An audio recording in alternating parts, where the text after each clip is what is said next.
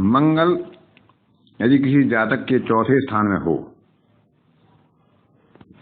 तो बताया कि अन्य ग्रह अनुकूल भी होंगे, तो चतुर्थ का एक मंगल ही उन पर भारी पड़ जाता है,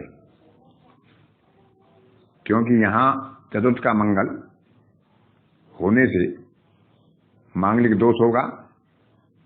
चतुर्थ में स्थिर संपत्ति का कारक है, उसमें कमी आएगा। मित्र गणों से सुख में प्राप्ति में कमी रहेगी। माता के सुख का भी अभाव हो सकता है। लेकिन दसम पर उसकी दृष्टि होगी जो उसका दिग्बली भाव है, तो राजा से सम्मान, वस्त्र आभूषण, धन धान का लाभ और भूमि का लाभ उसे अवश्य होता है। चतुर्थ का मंगल जातक को विवेक बाधा और समय पर बुद्धि का सदुपयोग न करना और देश विदेश में प्रवास की स्थिति उसे भ्रमणशील बनाना और चित्त में अशांति और स्थिरता न लाना, इसके कारण उसके जीवन में बाधाएं को आना। यदि यह शुभ स्थान में हो, अपने घर का हो, मेष या वृश्चिक का या उच्च का हो, तो इन अशुभ फलों में कमी आती है। शुभ ग्रहों की दृष्टि या युति से भी शुभ फल बढ़ेंगे, अशुभ फल कम होंगे। फिर भी सारे सुख होने के बाद मानसिक अशांति जातक को रहती है। चतुर्थ का मंगल जातक को विवाद प्रिय बनाता है, घर में कलह होती है। माता को स्वास्थ्य बाधा और पिता के लिए भी अरिष्ट। मंगल के साथ शुभ ग्रह बैठे हों तो दूसरे के घर में निवास करने की स्थिति हो सकती है।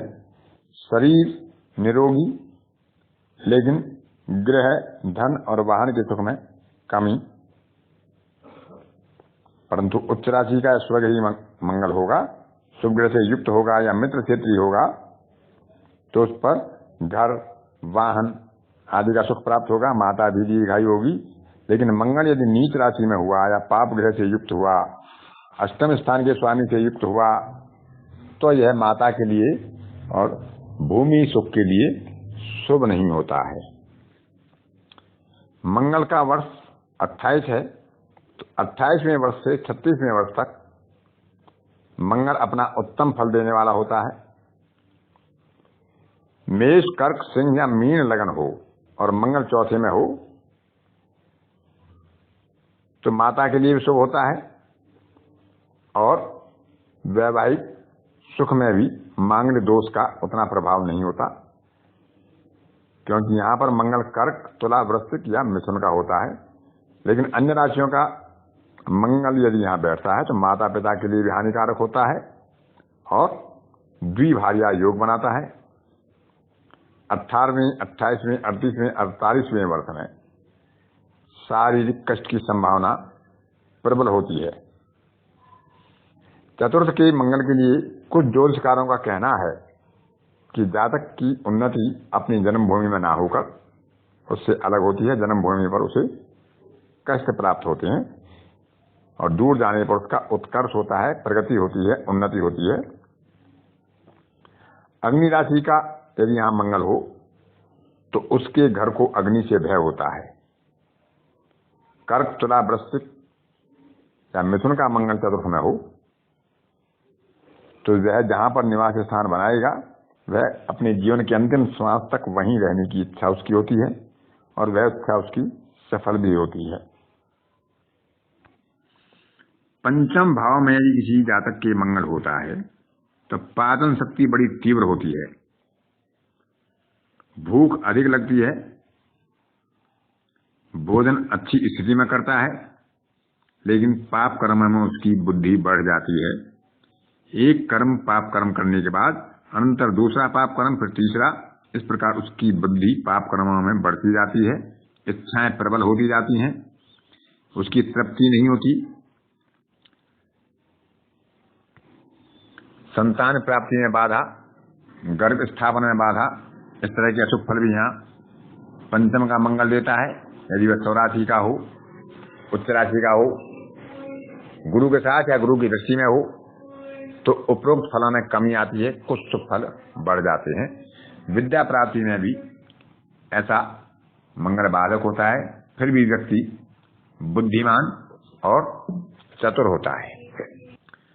महर्षि भृगु के अनुसार पंचम भाव का मंगल जातक को दरिद्र, संतति से रहित, राजकोप का पात्र और दुराचरण में रत बताते हैं।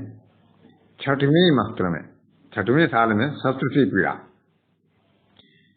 बुरे व्यसनों की या आदतों के कारण कष्ट, लेकिन प्रत्यक्षवादी, ज्ञानी, संसारवादी और तीक्ष्ण बुद्धि होता है।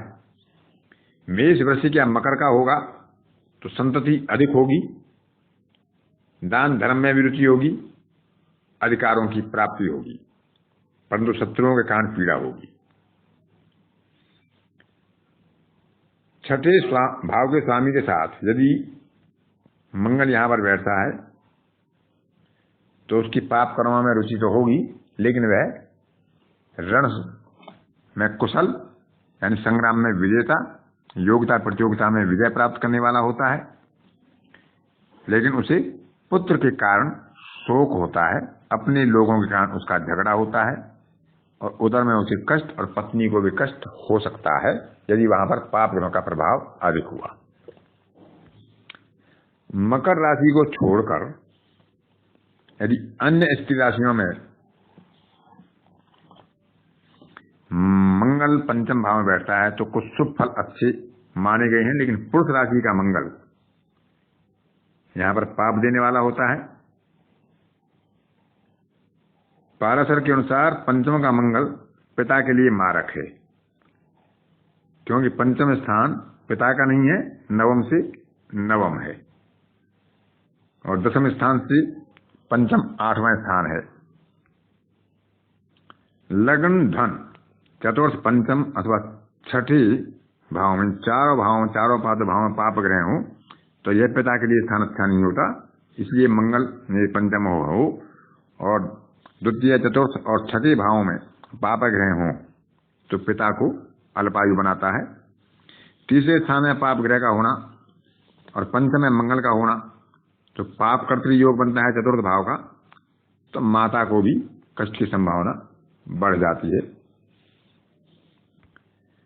मेष, सिंह या धनु राशि में यदि पंचम भाव में मंगल हो तो सेना, सुरक्षा विभाग, पुलिस, वन विभाग, बिजली विभाग, इंजीनियरिंग, विमान विद्या, मोटर चालन और तकनीकी आदि की शिक्षा वह प्राप्त करता है। उन्हीं में उसका कार्य व्यवसाय होता है, उन्हीं में वह सफलता प्राप्त करता है। यदि वृष, कन्या या मकर राशि का मंगल हो तो सर्वेक्षण, भूमि संबंधी कार्य, ओवरसियर आदि की शिक्षा वह करता है। मकान संबंधी कार्य, ड्राफ्टिंग, ड्राफ्ट्समैन, इस तरह के कार्य वह करता है।